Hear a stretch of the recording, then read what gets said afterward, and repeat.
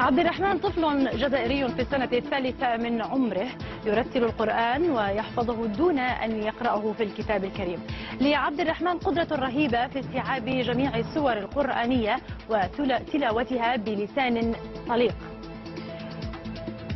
فمنذ أن رأى عبد الرحمن نور الدنيا وهو يواظب على ترديد آيات بينات من الذكر الحكيم يوميا، رغم أنه كان يعاني من مشاكل في النطق كغيره من الأطفال.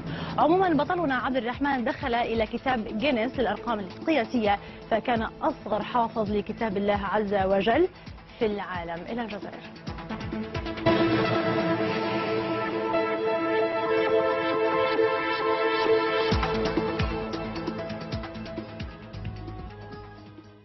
عبد الرحمن 3 سنوات، الطفل المعجزة، النابغة القرآنية. حباه الله بصوت رنان، يرتل القرآن ترتيلا، يحفظ عن ظهر قلب ما تيسر من السور الطوال حبا متراكبا دون قراءة أو تمحيص ولا أخطاء في قواعد التلاوة أو الخلط بين السور القرآنية والآيات. قدرة عجيبة في الحفظ واختزال كلام المصطفى والمولى عز وجل. أخذتنا الدهشة وسكنتنا الحيرة حينما علمنا أن عبد الرحمن يرتل القرآن بهذه البراعة، بالرغم من أنه تأخر عن النطق لمدة 2 سنين. ولما فكت عقدة لسانه نطق بسورة الكهف دون تكلف أو إجهاد في مخارج الحروف.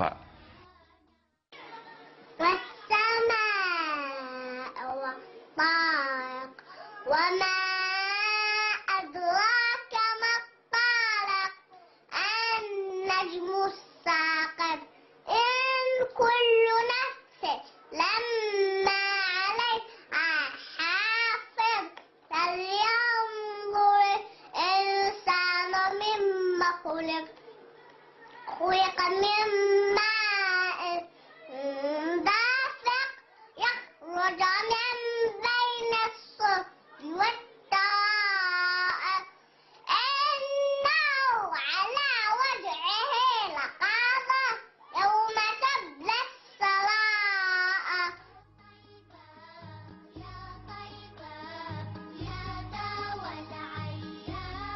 يلتزم في تلاوته الاستعاذة من الشيطان الرجيم واحترام أغلب أحكام المد في التلاوة، ولا يفوت عبد الرحمن الصلاة والسلام على النبي محمد الكريم عند ذكره. أما دعاء ختم القرآن فهو مهضوم بالنسبة إليها غير منقوص. بعض من أسرار هذه الموهبة الربانية أن والدة عبد الرحمن وهو في بطنها توحمت على سورة الكهف، كانت مواظبة على قراءتها يوميا، تشعر بالراحة والطمأنينة ما إن تفرغ منها. ولا يستبعد والد عبد الرحمن أن يكون قرة عينيها قد تأثر بسماع القرآن قبل أن يرى نور الدنيا.